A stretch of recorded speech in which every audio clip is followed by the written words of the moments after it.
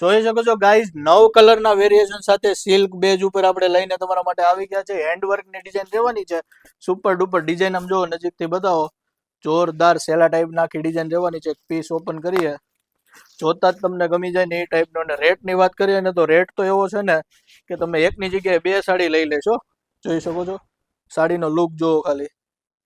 એકદમ રજવાડી ટાઈપનો લુક છે અને એકદમ અફોર્ડેબલ રેટ છે.